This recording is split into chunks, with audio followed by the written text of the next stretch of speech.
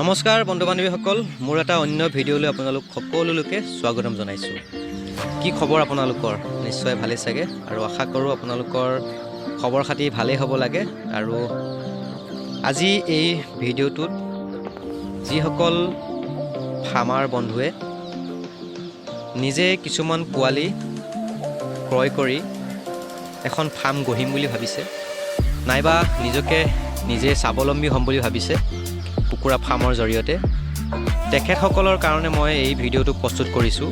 আমি প্ৰথম অৱস্থাত যেতিয়া বিভিন্ন প্ৰজাতিৰ কুকুৰাবিলাক ক্ৰয় কৰিয়েই হওক বা নিজৰ ইনকিউবেটৰৰ পৰাই হওক, আমি যেতিয়া উৎপাদন কৰি ব্ৰডিং কৰিম, আমি ব্ৰডিঙৰ সময়ত বিশেষকৈ গৰমৰ দিনত কিমান টেম্পাৰেচাৰত কুকুৰা পোৱালিবিলাক ৰাখিব লাগিব আৰু আমি কিমান টেম্পাৰেচাৰ ৰাখিলে কুকুৰা পোৱালিবিলাকৰ গ্ৰ'থটো ভালে আহিব আৰু সেই কুকুৰা পোৱালিখিনি পিছত সুস্থ সবল হয়, অতি সোনকালে ডাঙৰ হয়, তাৰ বিষয়ে মই আপোনালোকক ক'ব বিচাৰিছোঁ।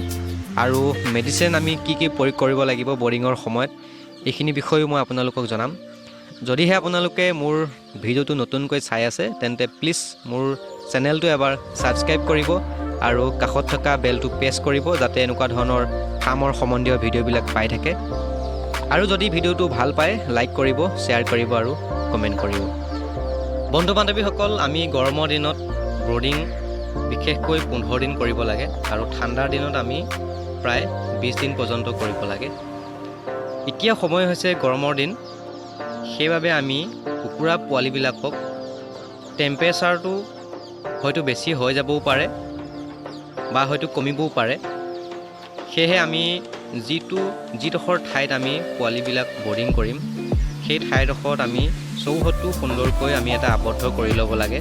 কাৰণ আমি প্ৰথম সপ্তাহত যেতিয়া পোৱালিবিলাকক আমি টেম্পাৰেচাৰটো 35ৰ পৰা 33 পৰ্যন্ত দিব লাগিব, সেয়েহে আমি যিটো ৰুমত আমি ব্ৰডিং কৰিম, সেই ৰুমটোৰ চৌহদটো টিপাল নাইবা বস্তা এনেকৈ আমি ৰাউণ্ড কৰি পেলাই আবদ্ধ কৰি ল'ব লাগে, যাতে ঠাণ্ডা হাৱা কোনো কাৰণত সেই ৰুমটোত আহিব নোৱাৰে। আৰু আমি গৰমৰ দিনত বিশেষকৈ বেছি টেম্পাৰেচাৰ দিব নালাগে। যিসকল ফাৰ্মাৰে নতুনকৈ এই কামত লিপিবদ্ধ হৈছে বা কৰিম বুলি ভাবিছে, তেখেতলোকে ব্ৰডিঙৰ সময়ত টেম্পাৰেচাৰ কণ্ট্ৰলাৰ এখন ব্যৱহাৰ কৰিব। কাৰণ টেম্পাৰেচাৰ কণ্ট্ৰলাৰৰ সহায়ত টেম্পাৰেচাৰ কিমান আছে সেই ঠাইডোখৰত জুখিব পাৰি, আৰু আমি কিমান ৱাটৰ বাল্ব লগালে সেই পোৱালিখিনিয়ে সঠিক টেম্পাৰেচাৰ পাই আছে, আমি টেম্পাৰেচাৰ কণ্ট্ৰলাৰৰ সহায়ত আমি সুন্দৰকৈ বুজিব পাৰিম আৰু জুখিব পাৰিম। বন্ধু বান্ধৱীসকল, মই আপোনালোকক কৈছোঁ, আমি প্ৰথম সপ্তাহত 35ৰ পৰা 33 পৰ্যন্ত ৰাখিব লাগিব, আৰু 2 নম্বৰ সপ্তাহত আমি 33ৰ পৰা 30 পৰ্যন্ত আমি টেম্পাৰেচাৰ ৰাখিব লাগিব। আমি যদি এই টেম্পাৰেচাৰত আমি যদি পোৱালিখিনিক ৰাখিব পাৰোঁ, তেনেহ'লে পোৱালিখিনিৰ মৰ্টেলিটি পাৰ্চেণ্টেজটো কমিব আৰু পোৱালিখিনিৰ গ্ৰ'থো ভালে আহিব। আৰু আমি 3 নম্বৰ সপ্তাহত আমি 3% কমাব লাগিব, আমি 27ৰ পৰা 30 ৰাখিব লাগিব। বন্ধু বান্ধৱীসকল, মেডিচিনৰ প্ৰয়োগ হিচাপে প্ৰথম যেতিয়া আমি পোৱালিবিলাক নিজৰ ইনকিউবেটৰৰ পৰাই হওক বা আমি বেলেগৰ পৰা যেতিয়া ক্ৰয় কৰি আনিম, প্ৰথম অৱস্থাত আমি পোৱালিবিলাকক ইলেক্ট্ৰলাইট পাউডাৰ বা ORS আমি এনেকৈ খোৱাব লাগে। কাৰণ ORS বা ইলেক্ট্ৰলাইট খোৱালে তাত বহুত এনাৰ্জি থাকে। যদিহে পোৱালিবিলাক অলপ দুৰ্বল থাকে, তেনেহ'লে সেই এনাৰ্জিৰ জৰিয়তে পোৱালিবিলাক অলপ ষ্ট্ৰং হ'ব। আমি প্ৰথম দিনাখন ইলেক্ট্ৰলাইট পাউডাৰ আমি খুৱাব লাগে, আৰু আমি 2 নম্বৰ দিনাখন এণ্টিবায়'টিক খুৱাব লাগে, লিগজেন পাউডাৰ। আৰু এইটো এণ্টিবায়'টিক পোৱালিৰ কাৰণে ভাল। যিসকল ফাৰ্মাৰে নাজানে, আপোনালোকে মই স্ক্ৰীণত দেখুৱাই দিছোঁ, আপোনালোকে স্ক্ৰীনশ্বট মাৰি ল'ব।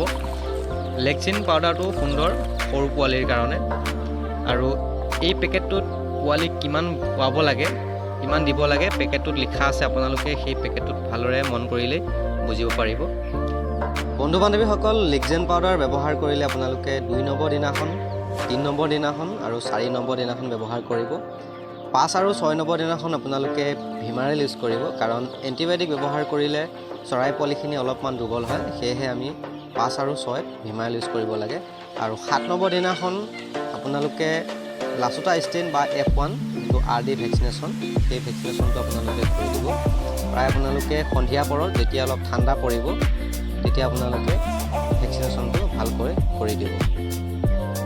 আপোনালোকে ভিমাৰেল প্ৰয়োগ কৰিলে 100 পোৱালিৰ কাৰণে 5 ml দিব আৰু লেগজিন পাউডাৰটো 100 পোৱালিৰ কাৰণে 5 গ্ৰাম দিব।